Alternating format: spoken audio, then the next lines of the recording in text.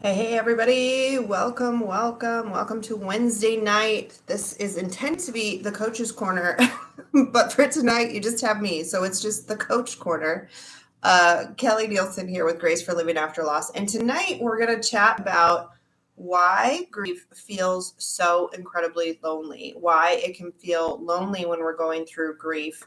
And so I encourage you, if you're here, feel free to drop a comment, say hello, let me know kind of where you're at. I mean, just let me know whatever you want to let me know. Let me know who you lost, how long it's been since you lost them. If you have a question or comment or something you'd like me to talk about or address. But generally, we are going to be talking about the loneliness of grief. Okay, so grief is lonely for so many reasons. The first reason is you are going through this thing by yourself. You may have people around you, but I need to move something so that I can see the chat.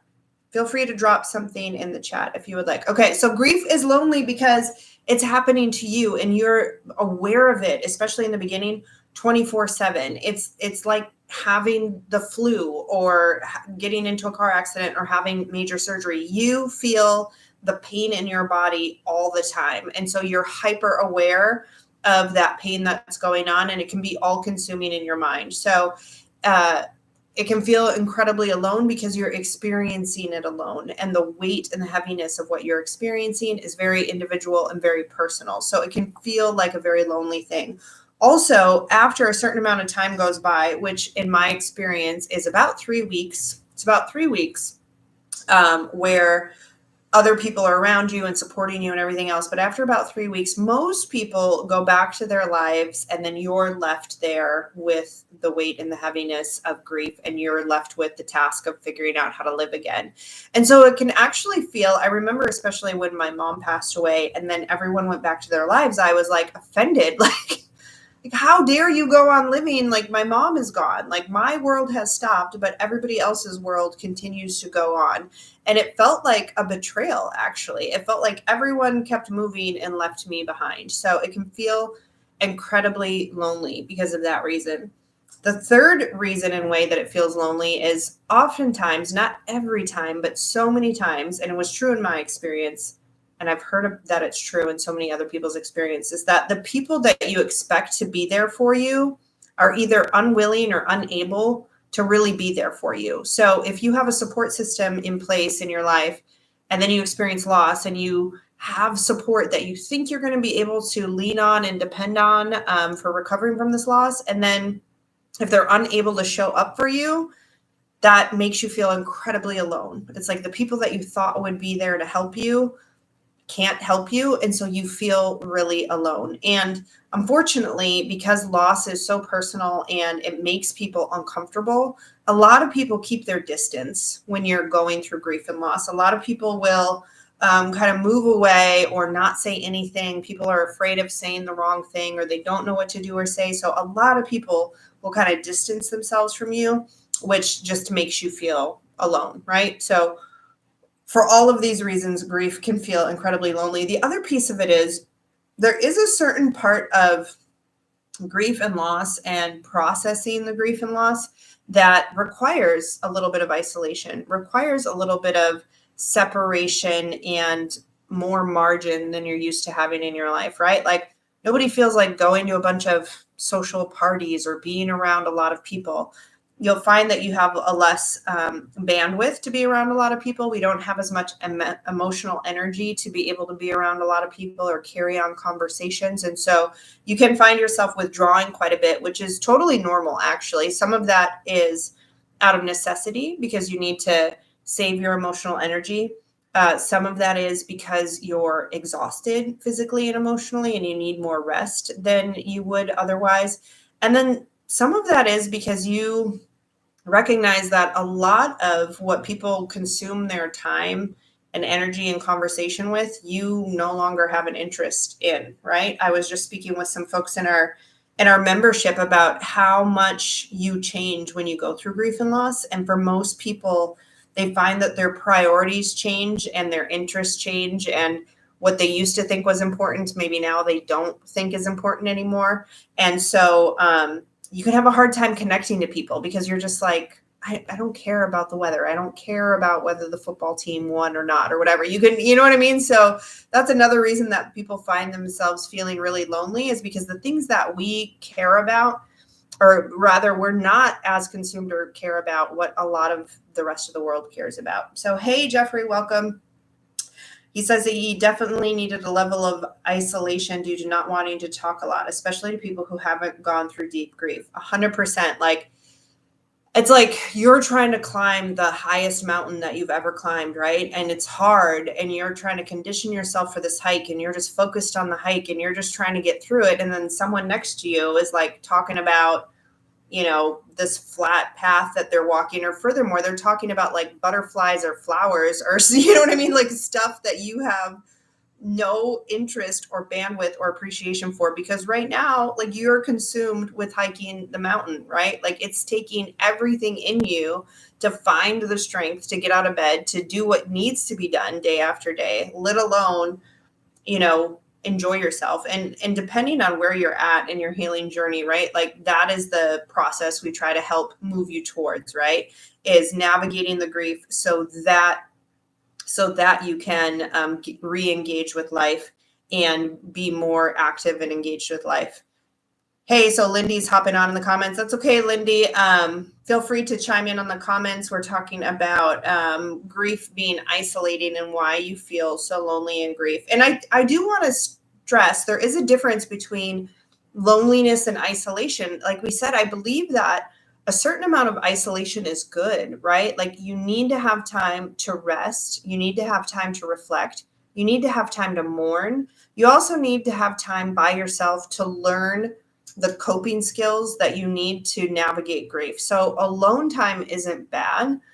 What is bad is when we feel loneliness or being completely alone, meaning that we don't have anyone that understands us, understands our experience, or can be there to support us. So isolation per se isn't bad. It's only when we don't feel like we have anyone in our lives, or not enough people in our lives who see us, who validate us, who understand us, and who are there to support us.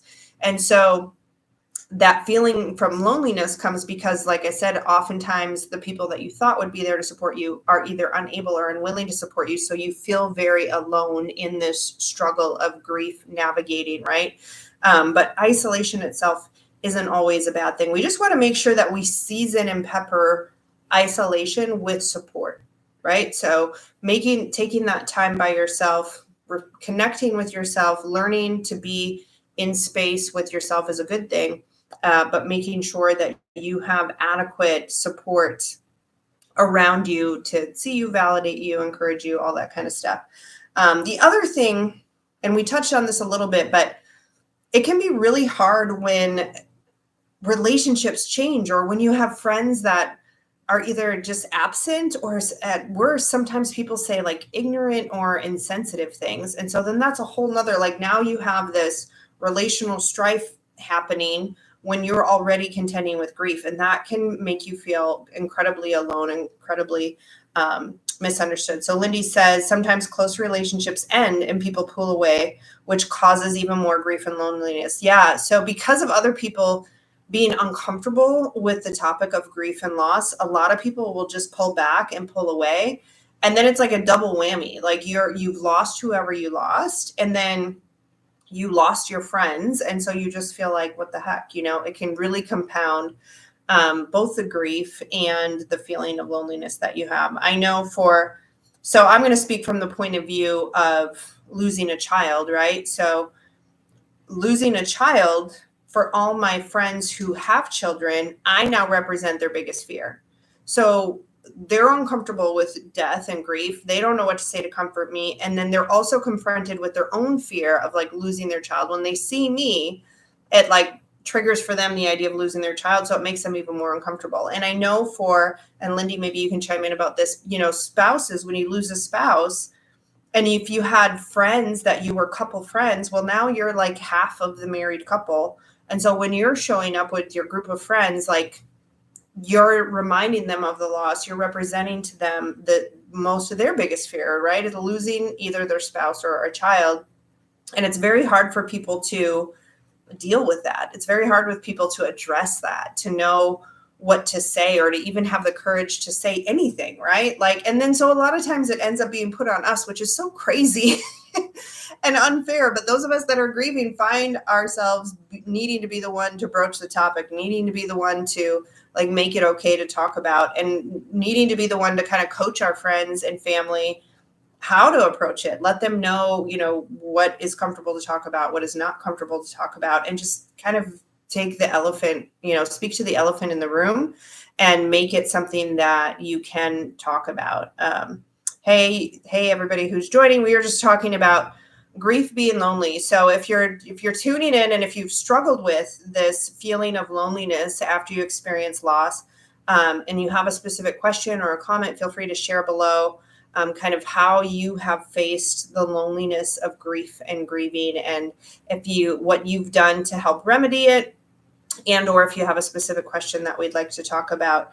LInde says, losing a spouse is very similar. For many women especially, I think you represent their biggest fear, and also they worry about you suddenly being single around their oh my gosh, LInde, that never even occurred to me. Wow. Like now you were in married couples, and now you're a single person. And so maybe you, not only do you not fit in because you're single instead of married, but really, I would love to think that women would be more secure than that. That hurts my heart. It hurts my heart to think that women, or men for that matter, would be that territorial or insecure that they would worry about you being around their partners. That's awful.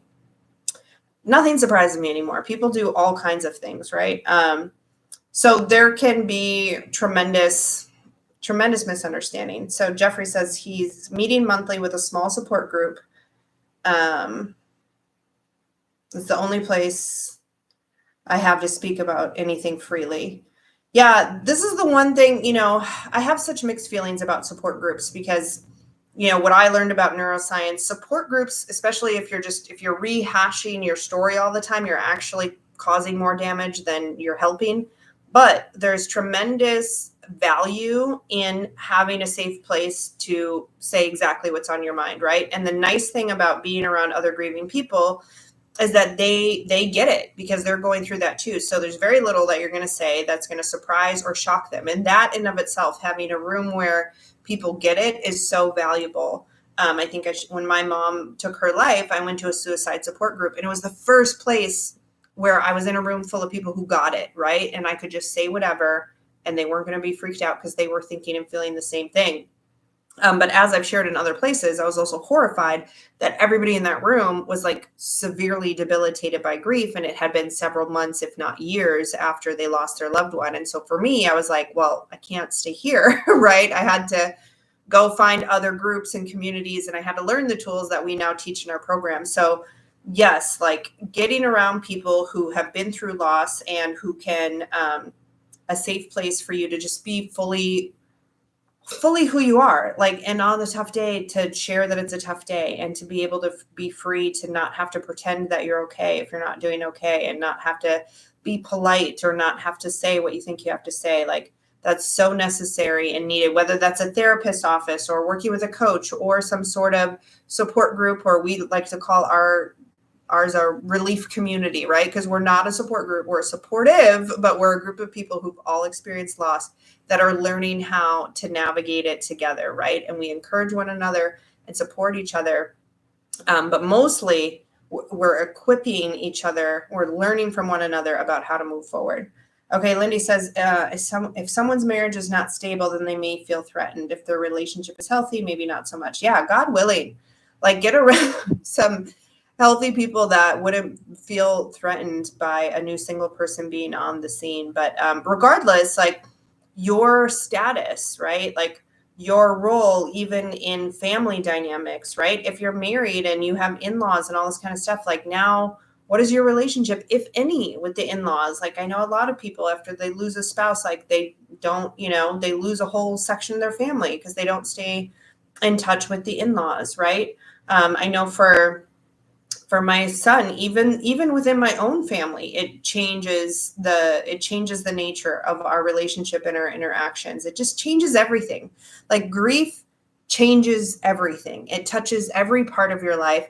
It changes everything. And that's not all bad and that's not all awful. It's important for us to recognize that everything does change and that it's up to us to navigate and direct how those changes are going to affect us, and find, if our relationships change, then we have to go find other relationships. It's up to us to find the support that we need to be healthy and to recover and all that kind of stuff. And if that's not going to come from the people that were in our lives before the loss, then it's up to us to go find those healthy communities, those healthy places of people who get it and understand and aren't going to judge and are going to be safe spaces for us to heal and learn and grow and all that kind of stuff. So LInde says that can change a lot of things, the holidays, in-laws, and all of that. Yes, like, again, it touches everything. And so the holiday traditions and who you're gathering with, all that kind of stuff changes. So Jeffrey says, thankfully, my in-laws have been very supportive, even from across the country, and I may travel to them next spring. I love that. Love that. That is actually the exception as opposed to the rule in my experience. So I always love to hear it's amazing and great. Any kind of positive support, actually. It's really the exception as opposed to the rule for family, either blood family or in-law family, that really get it and show up well for people. So if you have anybody in your corner in your life that is showing up well for you, just be thankful for that. And if not, then again, like, they're out there. You just got to go and find them. So Jeffrey, I'm so thankful for that in your life. And I hope you take the leap to go travel and see them and have something to look forward to. I think that's something that's just a little like one-off thing. It's super important for us to have things to look forward to. So that's my encouragement to you from this video and from tonight. Like, find something to look forward to. Create something to look forward to. If it's 3 months from now, 6 months from now, it could be going to a comedy show. It could be going to a concert. It could be taking a trip, but like, find something, create something to look forward to. It does so much for us neurologically speaking, in our mood and emotional health and mental well-being, to have something that we're looking forward to. And grief, as we said, can be like so overwhelming and so pervasive. It can cloud all of our vision. And so we just feel like we're never going to recover and it's never going to get better. And it's just one sad, difficult day after another, right? So I just highly encourage you, pick a date, find something to create to look forward to, because if nothing else, like, then you're not just surviving a day to survive another day. You're getting one step closer to that thing that you're looking forward to. So, yes. Oh, Jeffrey is retiring in 3 weeks. Woohoo. Well, Jeffrey, I'm a long way from retiring. So I'm going to celebrate vicariously through you. I am going to salute you, Jeffrey. So what are you, that's a mixed blessing. Well, it's not a mixed blessing. It's a blessing. But you are now going to have the opportunity and challenge of having a lot more time on your hands. So my question to you and my encouragement to you is, what are you planning to do with your time? How are you planning to fill your life, your time, so that you are engaged with purpose, you're engaged with service, and you're enjoying yourself, right? Are there new hobbies that you're going to explore? Are there new travel destinations that you want to go see? Is there something that you're going to be putting your hands to? Are you going to be volunteering? Like, what are you going to be doing? Because another thing that I have kind of learned along the grief recovery journey is that too much idle time is not our friend, right? When we have too much time to just sit around and think our thoughts and feel our feelings, that is not always a good thing. Now, not to be confused with, I have way more margin in my life now than I had before the losses. I do a lot less. I actually do a lot more, but in a lot less time. I give myself plenty of time for rest and restoration and things like that. That is excellent. But when we have just open-ended buckets of time, that is just a breeding ground for our thoughts to kind of spiral. And if we don't have any structure keeping us in line or places to go, that can be dangerous. So he says, gym, hobbies, golf, and baseball games. Okay, solid. That sounds like a solid list, Jeffrey. And I bid you early congratulations on your retirement.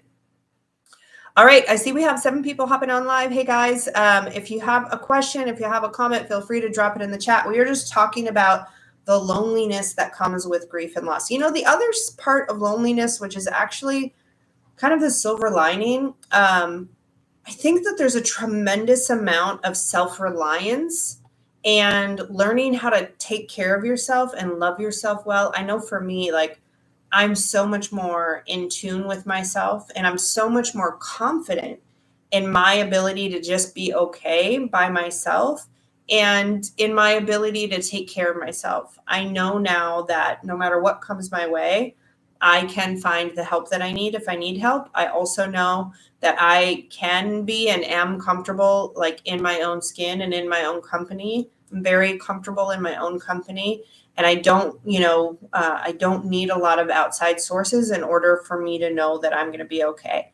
And in order for me to have contentment and peace and joy. And that, my friends, is something that so many people never find in this lifetime. So there is a gift in some of the isolation and loneliness of grief. And there are many gifts that can be kind of extrapolated out from grief and loss, but it definitely is hard work and it definitely doesn't happen by osmosis. And it also doesn't happen overnight, right? Like all these things, I'm 6 years out, right? Actually, we're coming up on, well, actually 7. Yeah, well, about to be 8 for my mom and then 7 for my son this upcoming year. February 1st was when, February 1st of 2017 is when we lost my mom. So I've been at this for a minute. So if you're newer in your grief recovery journey, I want to share the encouragement that healing is possible. It isn't instant and it isn't easy, right? But it is possible and it is worth it. And so I have been working at these things very consistently and intentionally for quite a while. And my life is unrecognizable from before the losses. And I can say with complete confidence that I walk in healing, right? That grief does not steal from me. It's not debilitating me in any way. I'm living my life and enjoying my life. And that's 100% possible for each and every one of you.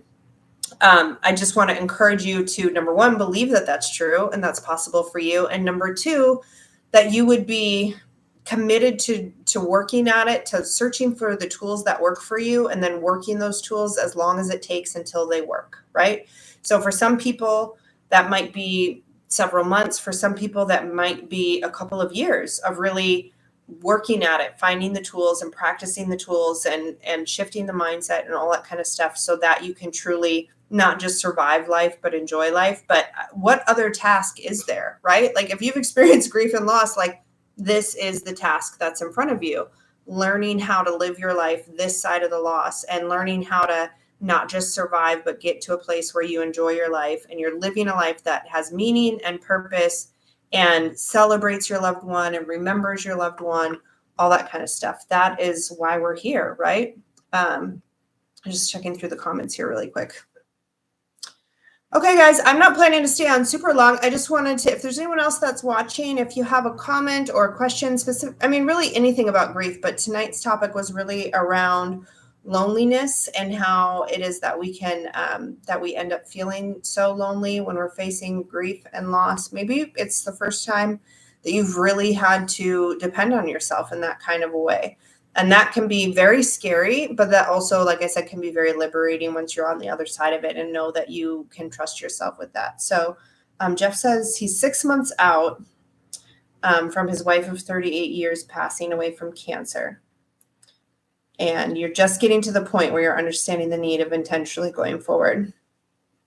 Yeah, Jeff, I'm so sorry for the loss of your wife. And it sounds about right, if that makes you feel any better. Usually 3 to 6 months is kind of the time frame when we find folks, the first 3 months you're in shock and you're just heavy grief, right? Like you're just figuring out how to get out of bed every day and you're just navigating all those grief waves and triggers and whatever else. And then usually between the 3 to 6 month mark is where people say, okay, now what? You know what I mean? Like, now I have to figure out how to live. And a lot of that comes with intentionality. One of the sayings that I always say is move forward on purpose, in purpose, right? Like we have to take intentional steps forward with intentionality. And so the purpose of, yes, we want to make sure you're moving forward on purpose, but then in purpose. Okay. So the in purpose comes from, what do you want your future to look like? Why are you here on this earth? What does the next season of your life look like? Make some decisions about what you want that to look like and what you believe that to be like. Why do you believe you're here? What do you believe is next in terms of your assignment or your calling or your mission? And how do you want life to look? And then make sure that the forward action and momentum that you're taking is in alignment with that, because people can go a whole lot forward in the wrong direction, and then that doesn't really do anything for anyone. So moving forward on purpose, in purpose, right? But when you'll do that you'll find that you'll accelerate quite a bit. You'll find more energy and momentum because you're in alignment with where you're wanting to go and where you're designed to go. So that'll be my prayer for you as you navigate your retirement, that you can just have radical clarity on what you want your life to look like in this next season, and what it is supposed to look like, right? Like, what is your purpose for this next season, and how can you most enjoy your life in this next season? And I just pray that God would surround you with people to help you be congruent with that and in alignment with that, because he didn't bring you this far to just bring you this far, right? And if it's not good, then it's not over, right? Like, the best is yet to come. There are still good things to be had and discovered. Our life didn't end because our loved one's life ended, right? Like, their race is over, but our race is still happening. So there's still things to do. There's still things to enjoy, right? There's still things to learn, and there's still ways to grow. And so we're here now to harness everything that our loved one gave us, harness the tools and lesson of walking through this loss to go do all those things. And so I pray that you would find those things for yourself, and that it would be a sweet season, right? Like, that there would be joy and happiness and meaning and purpose for you. So, okay, I'm going to give last call on any questions from anyone else. Anybody have any questions about loneliness and grief? No? Okay. Well, then I believe we'll be on next week as well, Wednesday nights at 9. If we change the time, we'll update it on the YouTube channel. But I believe if you subscribe to the channel, it'll notify you when we're going live. So thanks so much for hopping in tonight. I hope this was a help for you. I hope this conversation encourages you and inspires you to take your next step forward in grief recovery. Until next time, guys, we'll see you.